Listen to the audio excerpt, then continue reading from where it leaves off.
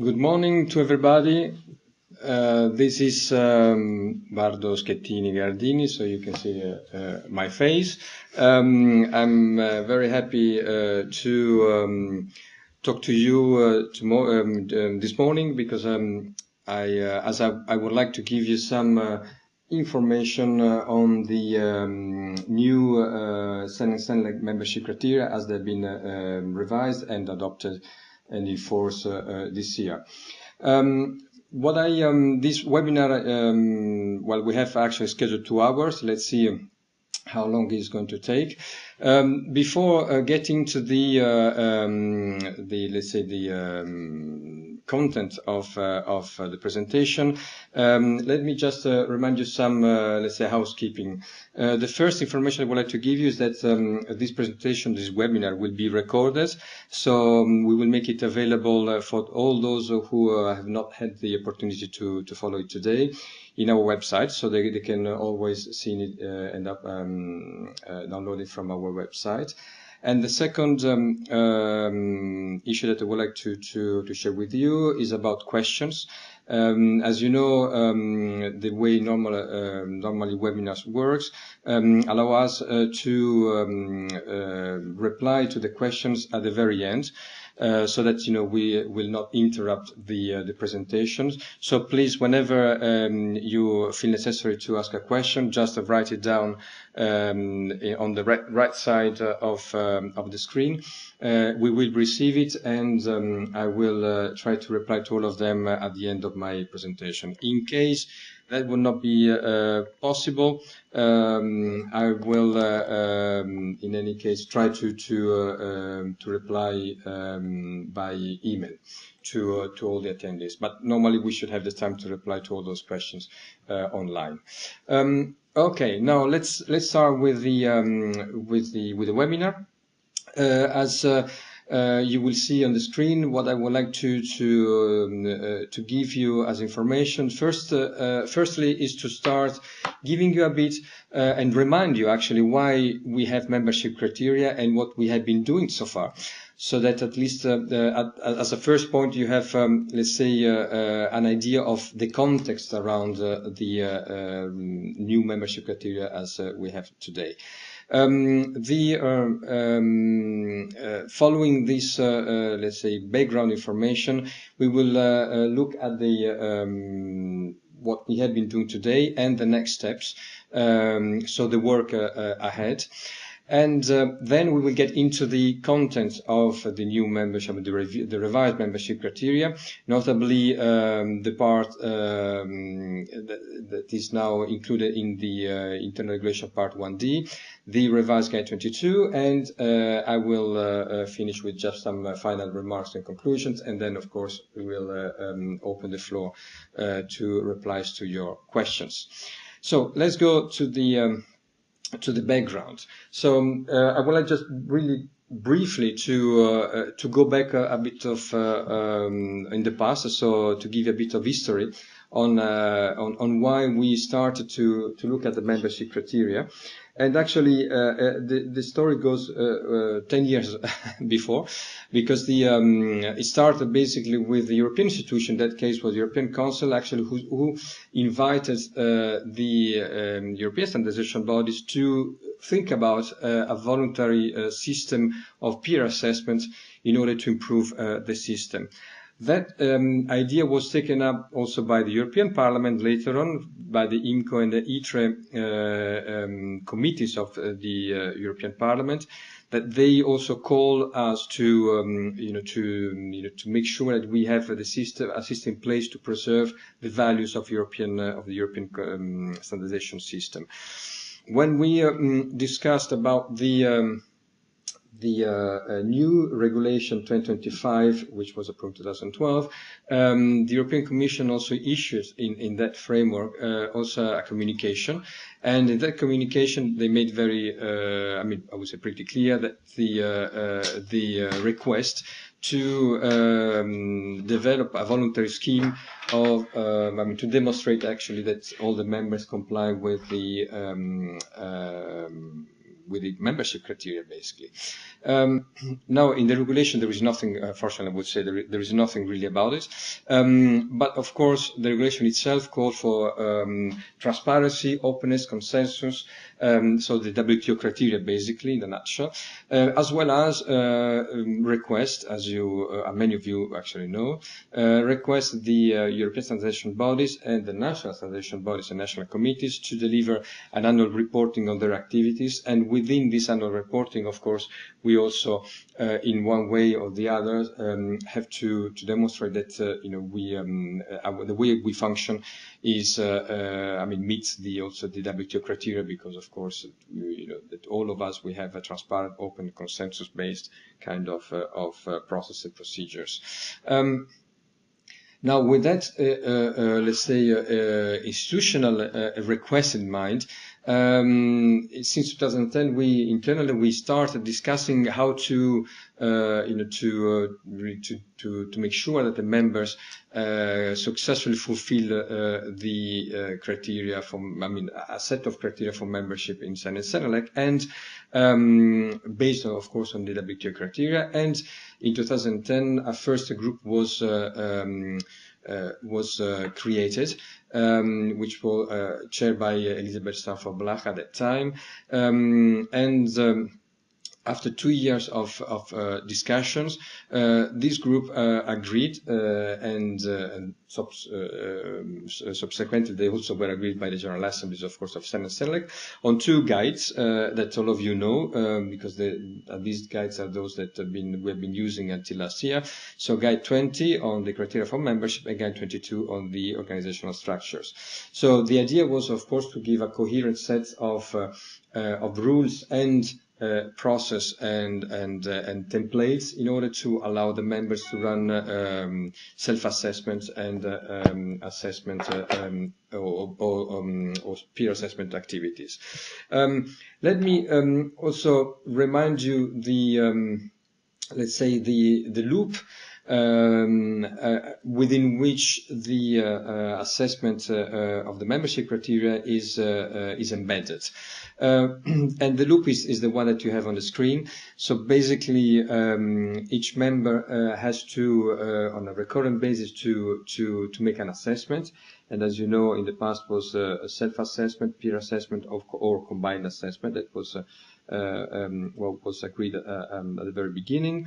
Then we have the Membership Relation Monitoring Committee, so what we call the MRMC, who is chaired by at the moment by Mr. Dosset as independent chair, and composed of a total of 4 members from CEN-CENELEC.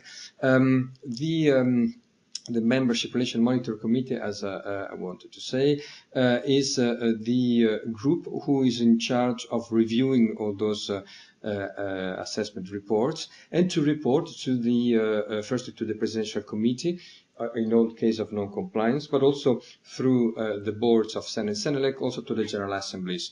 And for those of you who attended who normally attend the General Assemblies of CEN-CENELEC, they have already noticed that Mr. Dosset is always giving a report on the membership activities during the plenary meetings or the common meetings of both assemblies. The feedback that we may receive from the boards, from the Presidential Committee, or from the assemblies, as well as from the MRMC itself, are also channeled to the individual members in order to make improvement, as well as those good practices that have been in the meantime also identified. So are communicated to individual or to all the members, and of course the member will take let's say actions to improve the way of the functioning, the way they function, of course, the way they deliver, according to the specific feedback, and then of course the loop will start again. So this is a bit the way it is organized, the system. Now, as I said, I mean, it has been so far quite an intense journey since 2010. I will not get into the details of all the steps, but I wanted just to give you a very short information on what has happened. So since 2010, since the membership criteria, the discussion in the working group membership criteria started, we had a first pilot project, a first pilot assessment in 2011 with most of the members, and that was before the guides 2022 were approved in 2012. Which served as a basis, let's say, for finalizing those guides. After that, we started a first set of assessments, and which started in 2013 until 2015. And in the meantime, we review the guides and improve them according to the experience gained in 2013 and later on in 2015. So at the end of the first round of assessment, so at the end of 2015, we had a total of 49 assessment reports that were approved, and the guides were reviewed twice. Now, in 2016, we started the current round of assessment, which is due to last until 2019. And in the meantime, we engaged in new activities of revision and improvement of the various rules. And basically, I will give more information on, of course, on what we have been doing in terms of improvement of the rules, because actually this is one of the reasons why we are here. But let me just remind you that between 2016 and 2019, so under the current loop of assessment, we have foreseen 53 assessments that are already scheduled, and 36 self-assessment are self-assessment combined with ISO 9001, and 17 will be peer assessment. Of course, we have already started, so some of them have already been taking place as last year. Others are taking place at the moment, and some of them, of course, will take place from now onwards until 2019. So it's quite an intensive work. In relation to the good practice that we have been doing so far, again, very briefly, I will not get into the details, but what I would like just to give you a little hint so that you also have these aspects in mind. So we started in 2014 to collect the good practices that we, all of the members, or many of the members have highlighted during their assessment activities, so they have written down in the report. And these good practices have been selected by the MRMC members. So in 2014 there were 3 good practices selected. In 2015 2 good practices selected, and we here in the MRMC we have been let's say promoting those practices through different channels, specific presentation in groups, in the technical boards, also in the general assemblies, in order to raise awareness of the members about those practices. And in 2016, we ran a big inquiry through all the membership, and we came up with the conclusion that around 75% of the CEN and CENELEC members have adopted those practices. So I would say a very encouraging result. For 2017, so last year, there were we promoted 2 practices, one about education translation and a satisfaction inquiry. And for this year, we haven't decided any good practices yet. So, I mean, the MRC haven't decided any good practices yet to promote. So, but in any case, this is a very important aspect that that accompany, let's say, the assessment activities, because of course this is the best way through which the system also can improve its efficiency and effectiveness. Now, in relation to and we come closer to the let's say to the essence of our webinar today.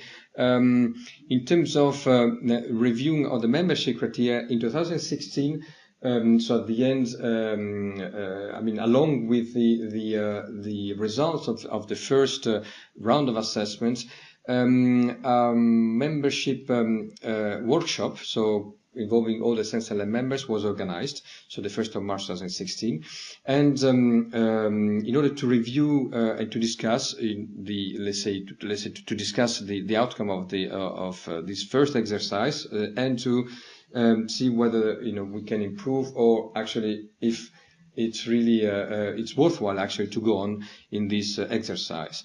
And now one of the conclusions, or let's say the conclusions of those workshops, were mainly two. The first one is that actually the members confirmed the strategic value of having an assessment of the membership criteria, so membership criteria and assessment of those criteria. And the second outcome of this workshop was to engage, or to create a new review membership criteria working group of both CEN and CENELEC members, in order to, further clarify the criteria of membership and to review the organizational aspect. I just mentioned some of them here. In order to, on one side, to allow the members to have a clear understanding on what are the rights and obligations, but also to try to simplify, to make more efficient the work of the assessors or peer assessors in defining their assessment report. And last but not least, of course, to make also the evaluation process or assessment process by the system, namely the MRMC, clearer within the governing structures of CEN and CENELEC.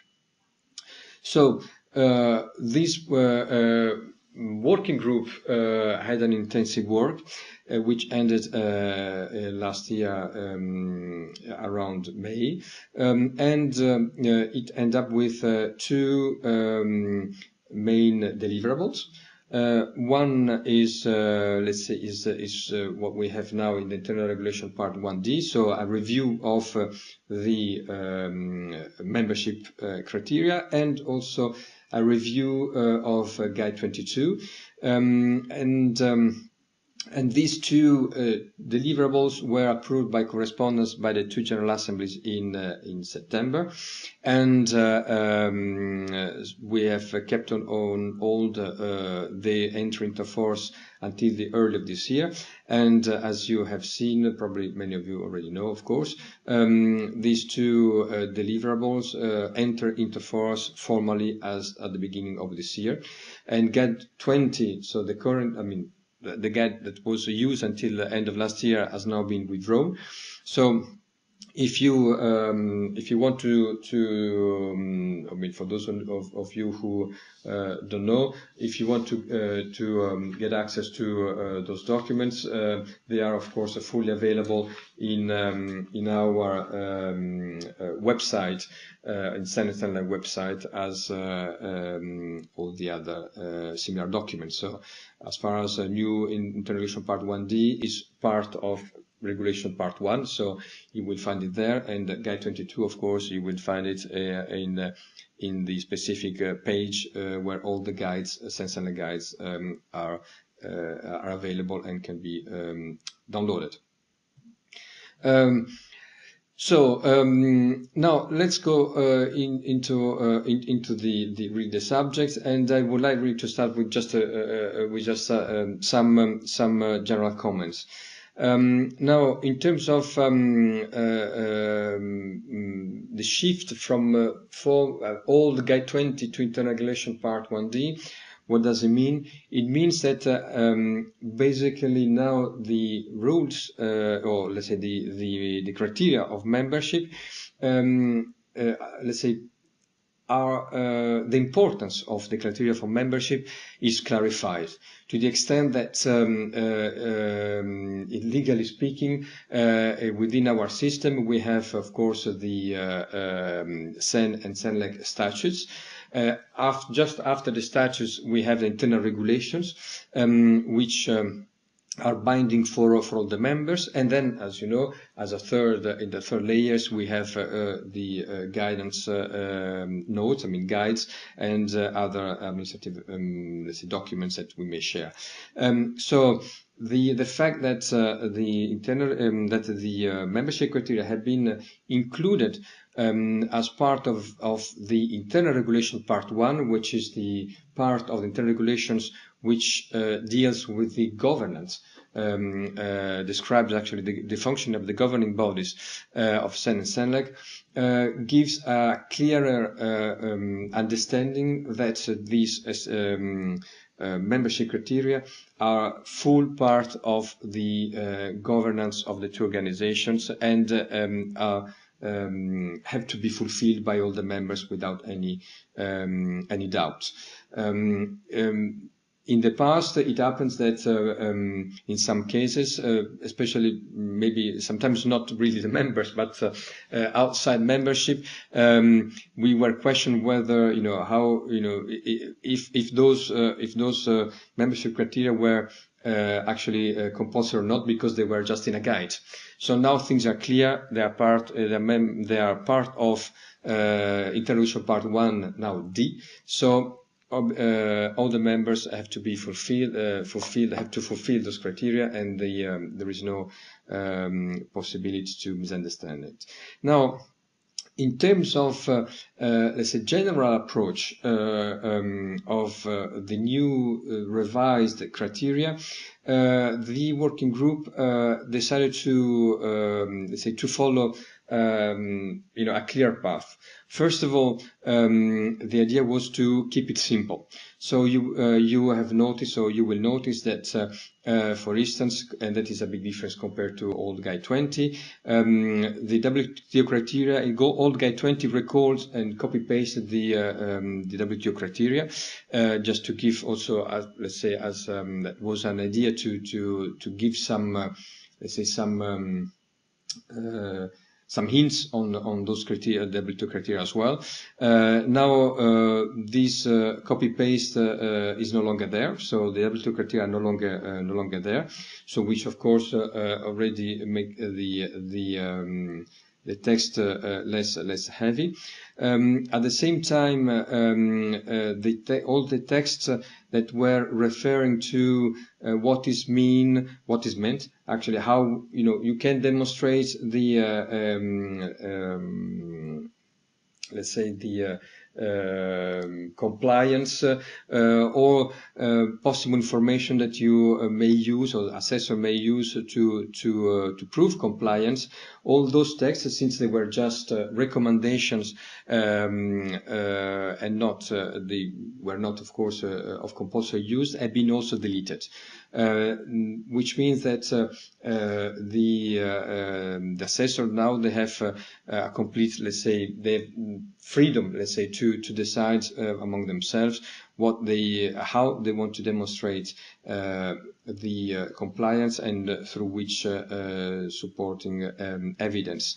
So and that again has been seen a matter just to simplify and clarify actually the old system in terms of explanation of the criteria.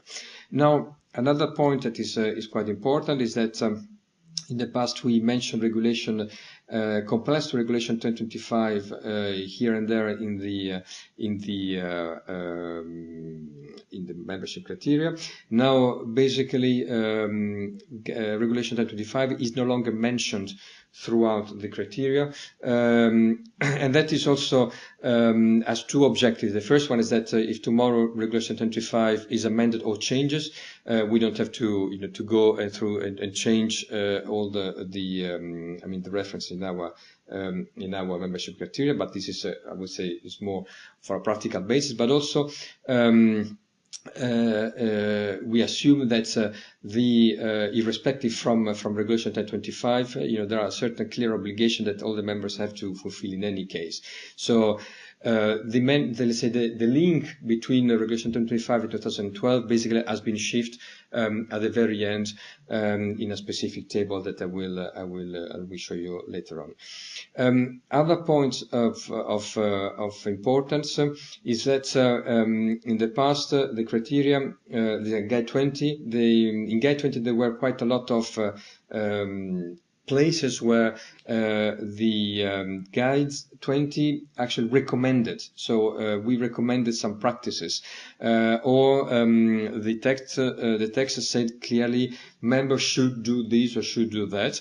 And that was not enough clear in many cases in terms of obligations or not obligations. So the working group decided to go for simplification, to go straight, and to only limit the mention of what the members are expected to do to the obligations. So you have probably noticed that in the text of Internal Regulation Part 1D now, we always have as a verb shall and not really any longer should. So in this way, no more recommended practices, and whatever is there is meant to be compulsory. And it has to be fulfilled. And that aspect was also seen, as I said, as a way through which ensure, a better clear, let's say, a clearer understanding by all the stakeholders on what are the rights and obligations, and to do it in a very straight, simple manner. Okay, so with this explanation of the approach in mind, what I would like to do now is to go through the various 6 criteria, and to show you the main, or to highlight to you the main changes whenever we run into them. Now. Let's start with the first one, which is, of course, transparency. Concerning the work program, there were not really major changes, in the sense that there is still obligation to provide the publication of the work program free of charge by the members, and that, of course, the work program has to include a series of information which remain the same as they were foreseen before. Concerning the new work item, of course, the member shall apply the notification procedure as usual. The slight change that we have from Guide 20 is that it is no longer requested to inform on the relationship between the new work items and other EU or international projects. So again, a simplification, and that is, of course, again, a clarification. As far as CENELEC is concerned, we clarify that there is the existence of the Villamura procedures that has to be taken into account by the CENELEC members, and that was not foreseen before. Just for your information, since it's the first slides of a long series, when you see the asterisk and it's a light blue, means that there has been some changes compared to the previous version in Guide 20. If we go on in terms of draft documents, now you can see that here we have a difference between working documents and draft documents. And draft national standards. That difference didn't exist before. And of course, for working documents, we mean all those documents that to be made available to all the parties participating at national level, but also to the mirroring. To all those that participate at the national level. And as far as draft national standards are concerned, there are nothing new as such, because we are talking about still access to those draft standards not only, of course, to the national stakeholders, but also to the EU stakeholders, if they so wish. And this is nothing new, because already existed in the past. But what is new is that we make clear this difference. In terms of published, deliverable, and final documents. Now, in the past there was a mention of let's say, the commitment by the national standardization bodies to translate standards whenever they deem necessary. Now, this let's say, recommendation no longer exists, is no longer there, but of course, because it was just a recommendation, it's not an obligation, as we all know. And of course, we all assume that the members, in any case, at national level, they will do so whenever they deem necessary. So this is no longer there. In terms of traceability of standard withdrawn, there was a request or requirement linked to a system of traceability of standard withdrawn, and that caused a bit of trouble in some cases. So that requirement has been let's say deleted. So we don't have it any longer.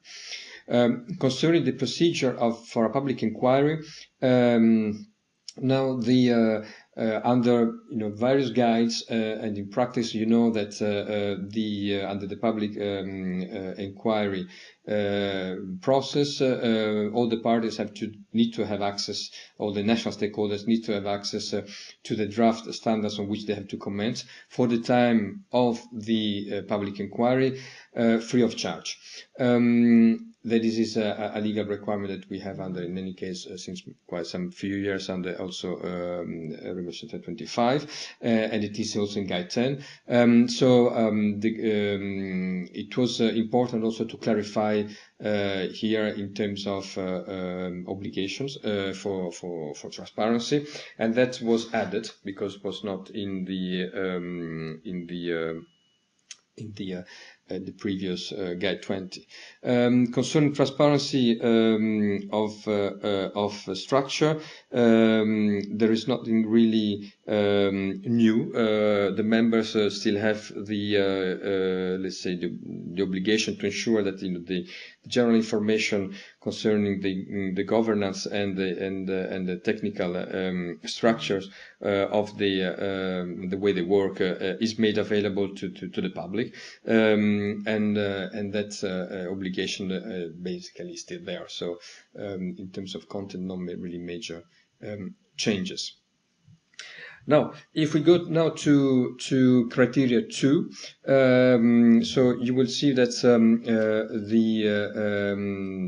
the changes the title has is slightly changed. So we have a new definition, actually, a new, I would say, target, a different target in compared to what was let's say described in the guide in Guide 20, which is basically now focused. We are now more focused on the weaker stakeholders, societal and SMEs, than in the past. And that has been a reorientation, which I think has been a very good move in terms of clarity. The first thing that I would like to highlight in terms of participation at every stage of the standard development. Now we clarify, of course, that participation has to be open to any stakeholders, but at the same time, according to the members' procedures established, in order to authorize the various participants to get in. So, and that was not, I mean, it's a clarification that didn't exist before, which means basically that there is, yes, a general commitment, but also that we have to take into account that, the rules may differ from one member to the other, and they are all legitimate. And that is it's an important clarification. Concerning the sustainable development part, the clarification here is, as I was saying at the very beginning, is that the members have to encourage the participation of the, let's say, the weaker stakeholders, including potentially underrepresented, those that are underrepresented, such as SMEs or societal stakeholders.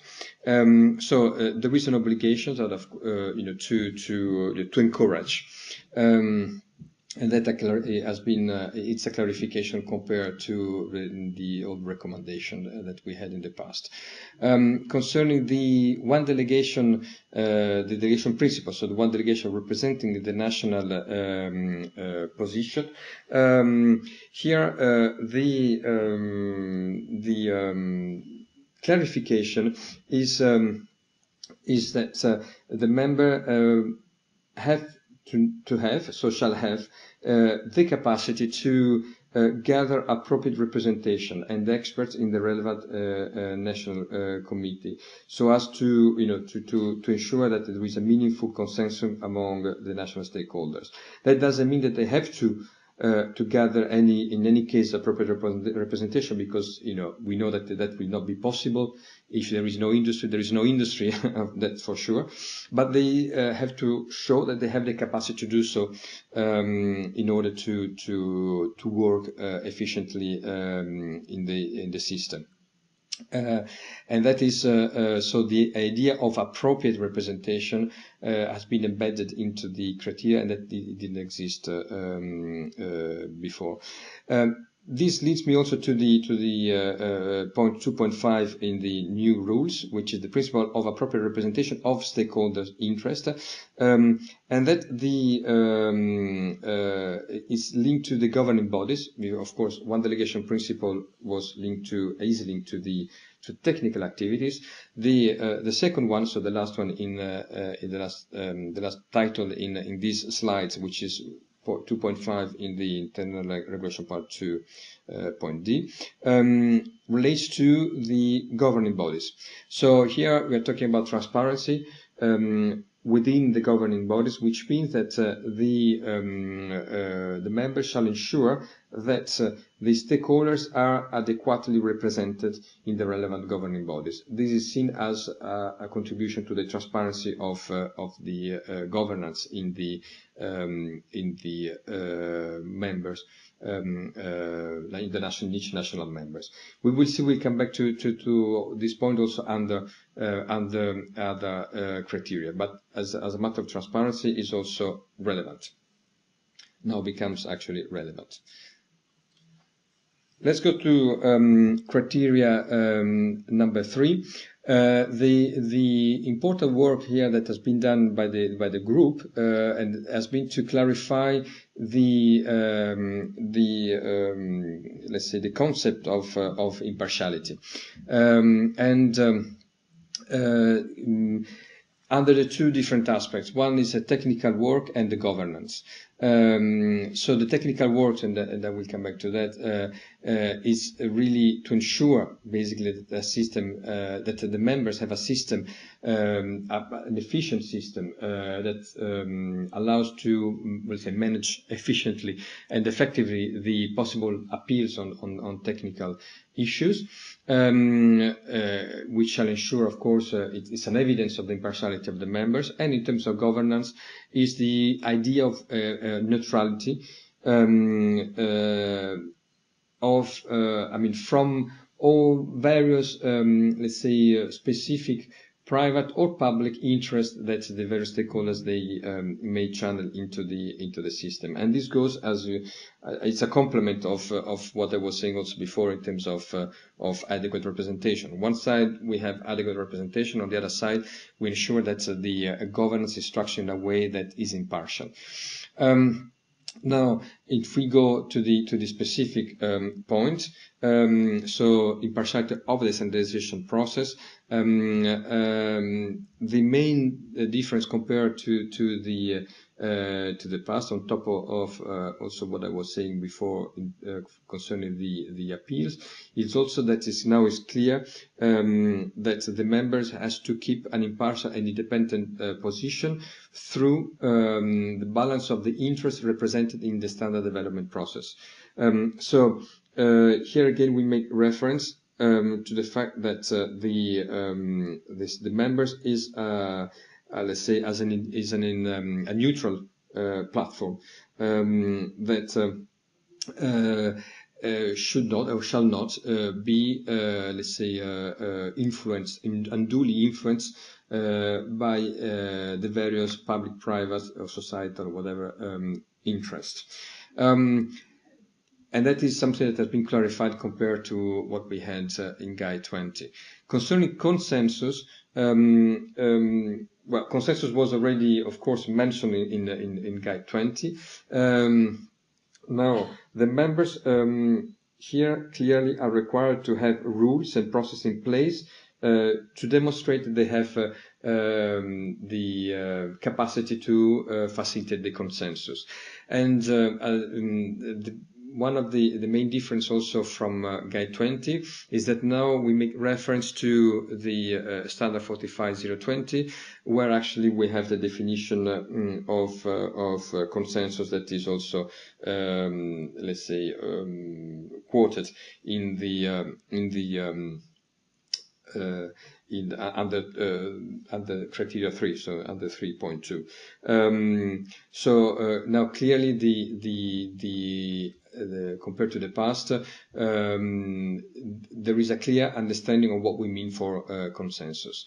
In terms of neutrality of interest, which is the last point, no, it's not actually the last. Oh yes, it's the last point under criteria 3.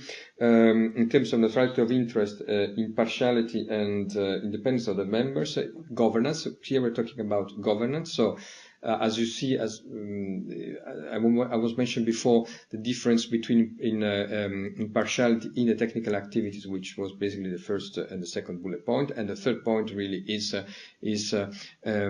impartiality within the framework of governance activities. So here I was already mentioning about the new definition of neutrality of interest from specific interest, public or private interest, in the governing bodies of the members. But also, and that is an important point, the criteria requires that the member structures is based on and the rules are based on two different sets of aspects. One is the legal independence, and the second one, and that is something completely new compared to the past, is a behavioral, what we call behavioral independence. So for legal independence, of course, we mean basically legal status, and that is when legal status, as you will see, independently from the fact that it's a public, semi-public, or private entity, the national standard organizations. So it's a more formalistic and structure description, let's say, the description of the structures, and more formalistic, let's say, view of the way the member operates. And the second one is more on the content, in the sense that the member has to demonstrate how its technical, I mean, how its technical bodies, governing bodies, maintain the independence in terms of specific interests, including, for instance, the financing one, and this is, of course, mainly relates to those who receive substantial public funding for their activities, but not only, of course. So we'll not get into the details, but you will, of course, have under point 3.3 the 4 specific bullet points where we described the behavior independence that the members will have to demonstrate. And this is, I would say, a major change compared to the approach that was followed under the old rules. Now, criteria number 4. In terms of effectiveness and relevance of the members' activities, the groups has worked to ensure a clear definition of effectiveness and relevance, and this is linked, of course, to the technical activities more than anything else, of course. Now again, we come. Another point that was also better highlighted was also the interlink in terms of relevance with the societal and regulatory needs, and I will come back to that just in a few seconds. Now, if we go to the point 4.1, which is activities to respond to the market needs, scientific and technological developments, as well as societal and regulatory needs. It's just a very short sentence, and in terms of content, there is not really much difference compared to what we had in the past. So basically, the members have to be able to respond to those needs by establishing, let's say, the appropriate process in their activities. So that is something that was already there and hasn't really changed much. The same goes for the second point, which is the standards that promote and function of the competitive market, where actually in a slightly different way, but we still recall the same concept that the members have to ensure that there is no distortion when they issue new standards in terms of let's say competition activities in the market. So the standards have to be in terms of competition law neutral, if I may say so, but also, of course, they have to the members has to make sure that it follows all the obligation in terms of IPR, so notably copyright policy, that also patent policy whenever we have to apply that patent policy, and as I said before, also compliance with competition law in terms of CEN-CENELEC guiding principle, but also, of course, on a wider perspective in terms of respecting the functioning of the market, and that is. It goes without saying that this aspect is very important, just to avoid that the antitrust national authorities or European authorities come to and see us because of any alleged uncompetitive activities. So. In terms of changes, I would just highlight the one point, which is the last one, which relates to the maintenance of our publications and availability to customers. Now and this relates to the obligation that for the members to ensure that they have in place corrective actions in case of inaccuracies of published standards. This aspect has been further clarified in relation to the translations, because it may happen, and actually we know that it happens sometimes, that maybe translations may not be accurate in all technical aspects, and if that, in order to avoid that this can cause problems to the market and to the users, especially if the standards are harmonized, for instance, the group has clarified that this further clarified, because the obligation existed already before. This let's say that the member have to ensure that they have they have in all those cases, let's say, a system or process in place to face this issue rapidly and efficiently. I hope that all of you bear with me now. I go to criteria number 5, coherence. Now, in terms of these criteria, let me just highlight a couple of points. First of all,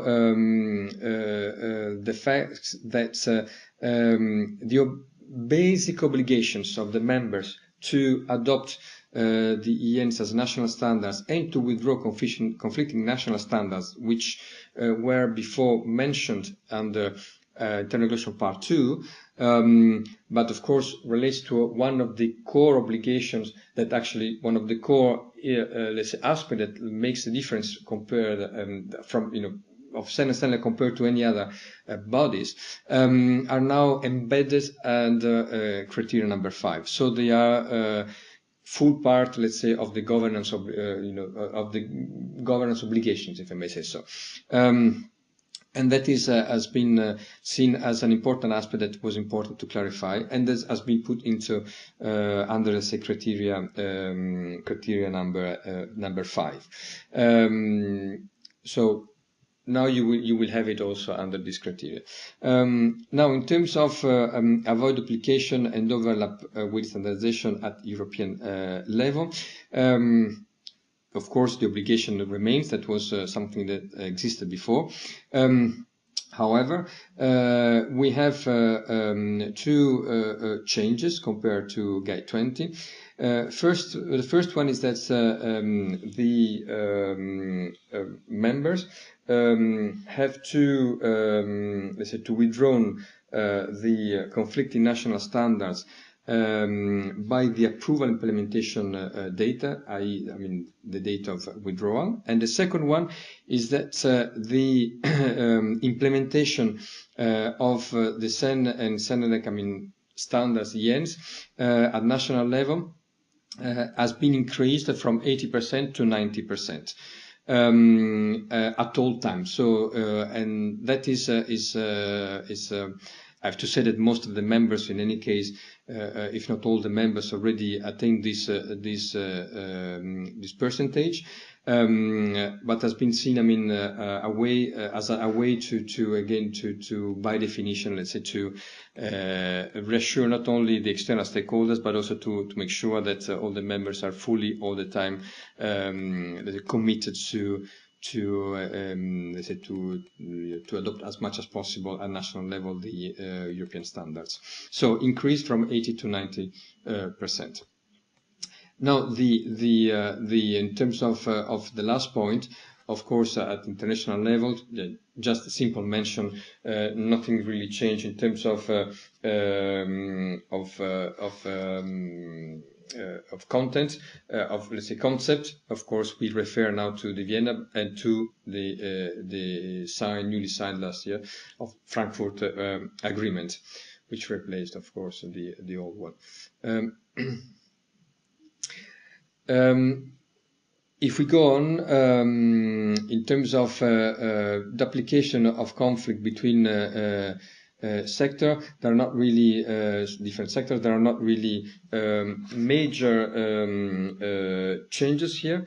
Of course, that the members still have to ensure that they can, through the check, they can mitigate this risk, and not to what probably sometimes would be impossible to have a risk of zero, but in any case to mitigate the risk of duplications. And the second point, and you will see there is a slight difference, they don't have to ensure, but they have to endeavor. So they commit, shall endeavor to seek involvement of the public bodies and officials in whenever, of course, relevant in their activities. This is it's an obligation that existed even before, because it's linked to the cases, notably of the harmonized standards, where actually it is important also to involve since the beginning national authorities. So nothing really changed in terms of content, but the way it is expressed is a bit different from Guide 20. Concerning the complementarity to the legal requirement, we have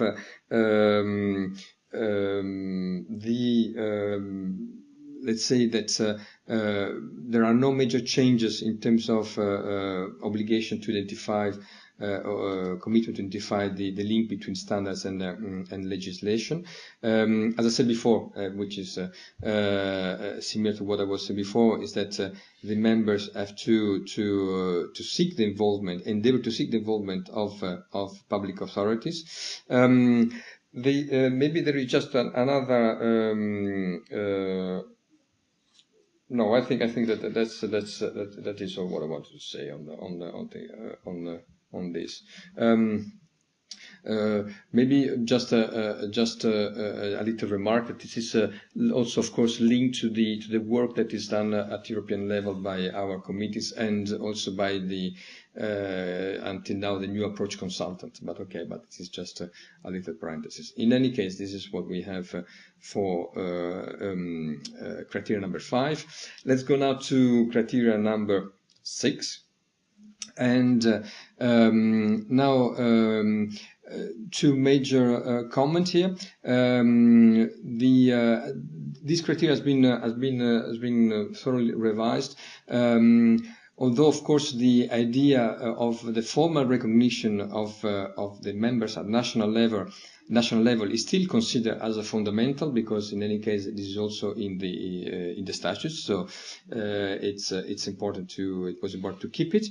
But in terms of let's say viability stability from financial and IT perspective, we have run into quite an important simplification.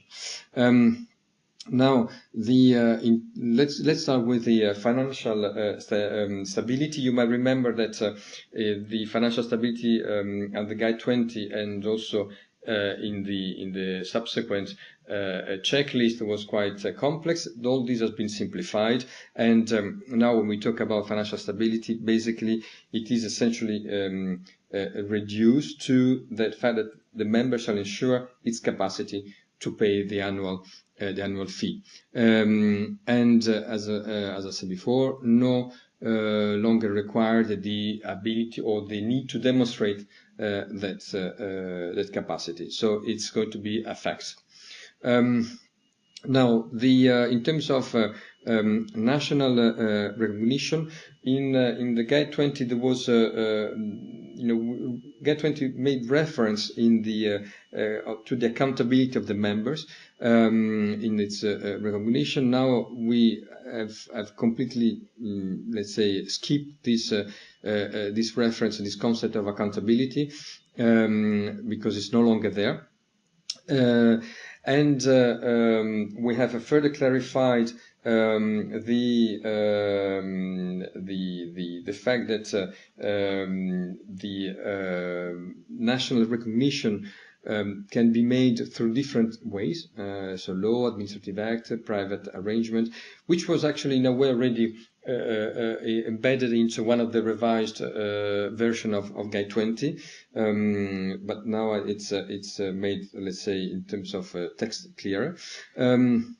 And of course, the fact that as far as CENELEC members are concerned, so National Committee of CENELEC are concerned, the fact that they are competent in the area of electrotechnical standardizations as a part of the recognition remains, because this is in any case part of the article of association of CENELEC. So no changes on that particular aspects.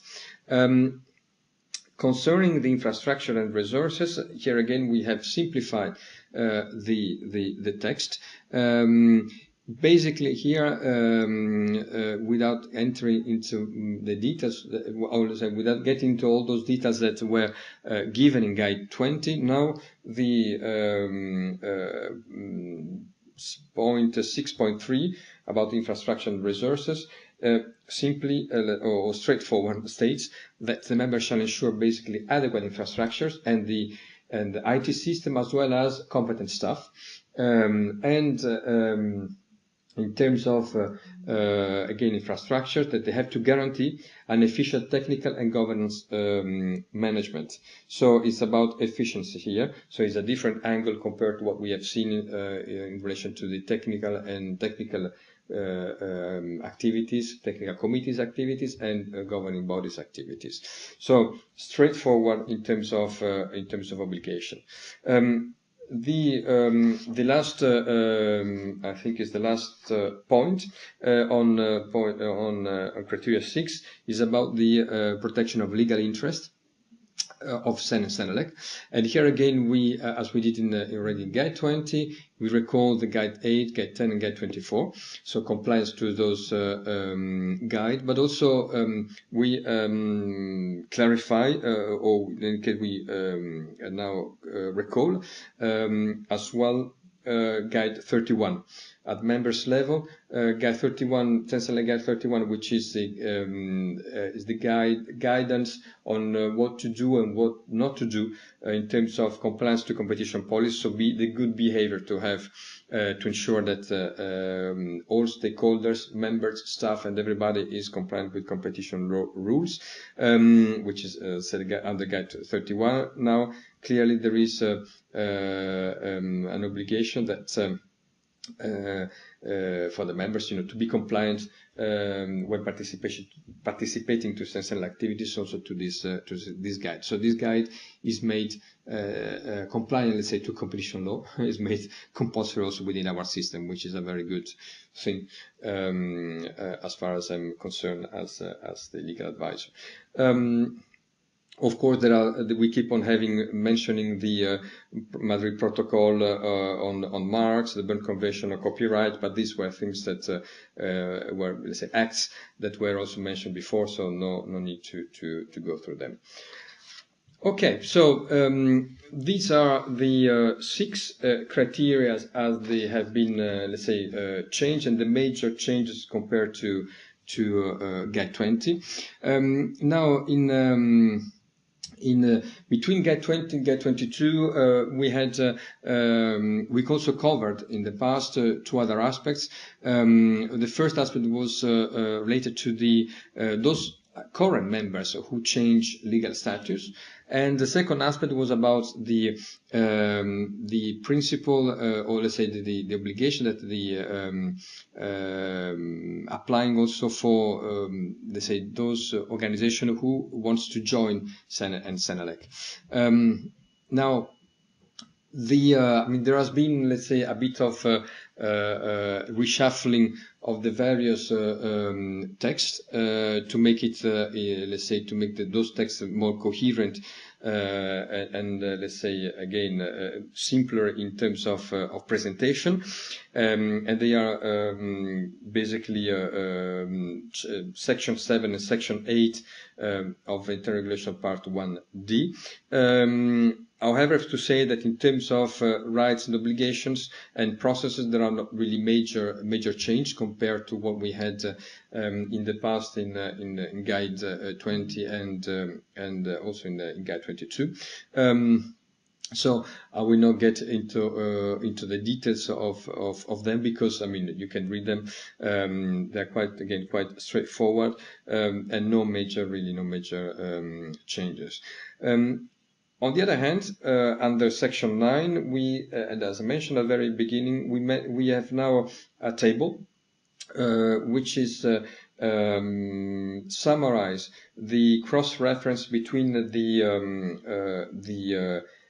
our requirements, so our, let's say, membership criteria, and the WTO criteria, as well as Regulation 1025. So this is let's say, this is a table that has been the group has decided to include this table in order to give to all the users the idea on and without getting into many details, but the idea on where let's say our requirements, our criteria matches the WTO as well as the obligation under Regulation 1025. I have already, just for your information, I have already received from some members, some who have been using or are using at the moment already those new, let's say, set of documents, some feedback. Notably, let me just mention the one that I received from Dean concerning 2.4 on the one delegation, on the national delegation principle, that we will have to check whether actually we should say yes under the column of WTO criteria, or we should keep no. But I mean, just for you to know that it's of course it's, although it is in our bylaws now, still it's, you know, I consider it as a living document, and if in the course of the next months and years we will have to change it, to adapt it, we will do so. Okay, so this is the explanation on guides, sorry, on the part interrogation part 1D on the membership requirements and the major changes that we have gone through compared to guide 20. Now let me just give you a short overview on the major changes in guide 22. First of all, you have noticed that Guide 22 is becoming quite thick compared to the previous version, for the simple reason that all the annexes that were included in the old Guide 20 now have been shifted to Guide 22, because of course those annexes are very much operational, so no need to put them into the internal regulations, of course, but was not the right places. So most of, let's say, of the text of Guide 22 have been kept as it was, actually, as most of the description, they remained, and they are still valid. So I will just give you a brief overview on the major changes. Now, as I said, I mean, all the templates checklist are included in Guide 22. One of the important changes that I would like to share with you is the fact that under point 3.2, the composition of the MRMC is slightly different, in the sense that in the past we had one members appointed by CEN and one members appointed by CENELEC, plus one alternate appointed by CEN and one alternate appointed by CENELEC. And these two members sit together with the independent chair, so Mr. Dossett, as well as, of course, as advisor, Elena Santiago, our Director General. Now, the composition now has been changed, so instead of, no longer one member and one alternate, but two members. So, which means that CENELEC appoints two members, and CEN appoints two members to the MRMC, and along with, of course, with the chair and the Director General. So, in this way, we hope to ensure the more efficiency of the group. Still, it's a small group, but of course, maybe 4 voices are better than and exchange between 5, let's say, or 6 members are, let's say, can be maybe more, I would say, efficient and effective than exchange between the 3 members. Now, in terms of assessment options, we have been kept the 2 options as they were decided in 2016. So either peer assessment or a combination of self-assessment with ISO 9001. Now, in the guides clarify that how to combine these two exercises, so self-assessment and ISO 9001 exercise. Of course, we assume, and the guide clarifies, that the members who go into these options has already in place a quality system, because otherwise there is no, how you can do it if you don't have ISO, if you don't implement ISO 9001. However, how to combine these two elements, so self-assessment and the quality system under ISO 9001, is up to the members. So we know by experience that there are many different ways in order, on how to do it. So there is no one size fits all. There is no one way that is better than others. It depends on the members. And for those of you who are assessors, internal assessors, and have access to our repositories, let me just remind you that there is a list of on the description was provided by the members throughout the time on how those members have implemented this combination between self-assessment and 1001. So there is always some information in case you need to be inspired.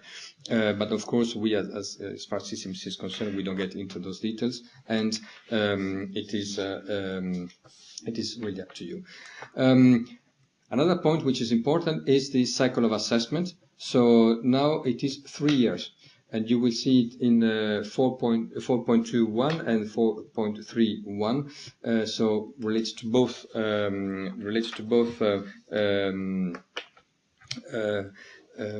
let's say approaches, to both options.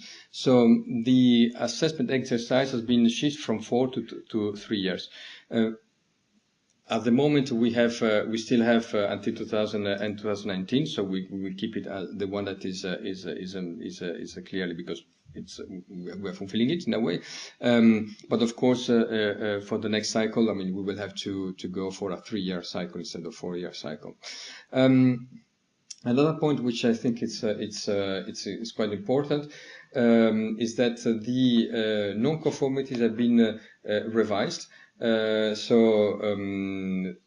I will not get into details of the different definitions, but I would say that it's more complete than what we had in the past. It is under section 5 of the Guide 22, and so you will see the various degree of non-conformities. And we range from a medium or serious non-conformity, which is a several low non-conformity altogether, up to a full conformity, which is of course all the obligation needed, so perfection, if I may say so. Another point which is very important is the escalation process in case of non-conformity. I will not again get into this, as you have a table in page 11, so under section 5, again section 5.2 of the let's say indicative time frame and the various steps that are linked to the escalation process in case of non-conformities, severe non-conformities. Let me just remind you that there are some steps which are, let's say, milestones, if I may say so, which is basically we have the assessment, we have the emergency that detects really important non-conformity, that these non-conformities may go up to the attention of the presidential committee, as you may remember the loop that I explained before. The presidential committee may request a further investigation, so further assessment by independent peer assessors. In case these non-conformities or there no remedy has been taken, we can go to the General Assembly, and of course the General Assembly can take extreme remedies there, and in that case CEN-CENELEC will also inform the concerned member state and the European Commission, because it may have an impact also in the obligation related to the Regulation 1025. So again, this is the worst case scenario that we hope it will never happen, but just for you to know that this could be, the main milestone of the process that in any case is described in details in page 12 or 13 of the guide. Now, in terms of checklist, also the checklist that you have now attached to as an annex to Guide 22 has been simplified. reviewed, and there are less elements than in the past. So all the financial part that was also an annex to the checklist has been deleted. And as you can see, from 190 we have scaled down to 148 elements, and those elements have been themselves in many cases further simplified. The same goes with the assessment reports templates.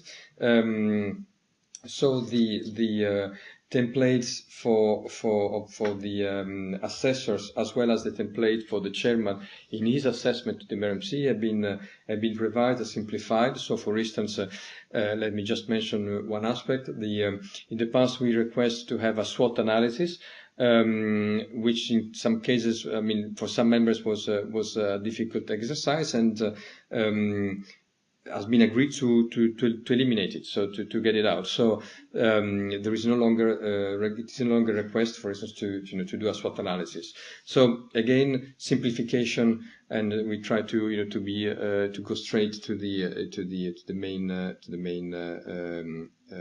points. We still have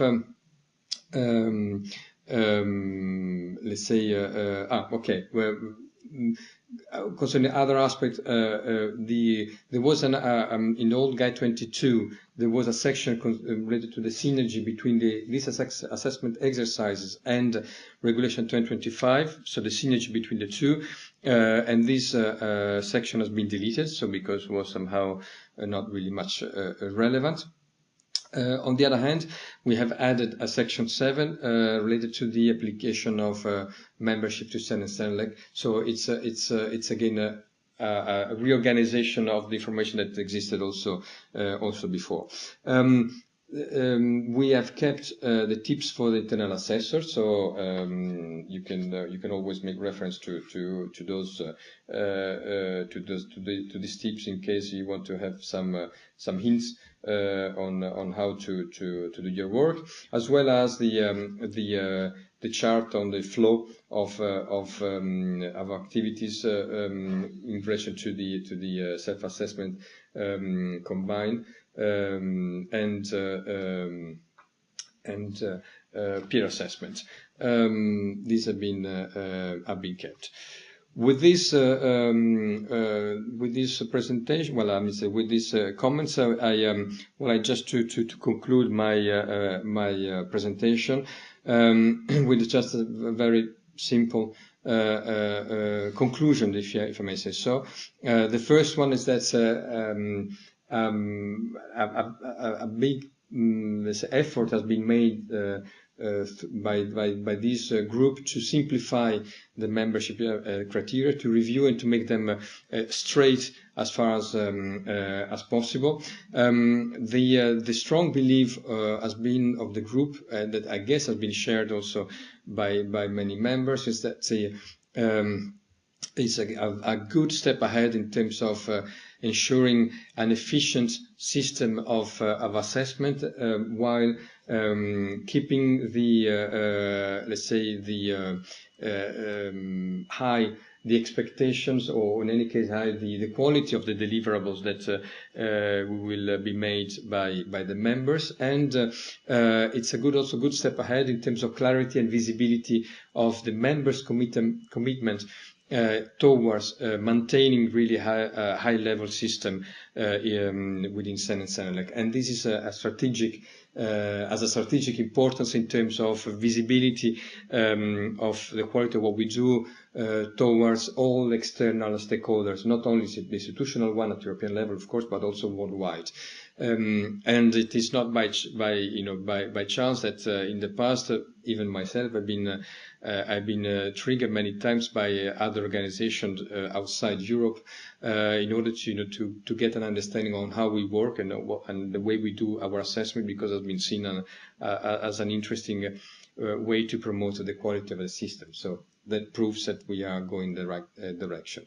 So really, it's a good step ahead, and last but not least, identification of good practices in that, let's say, in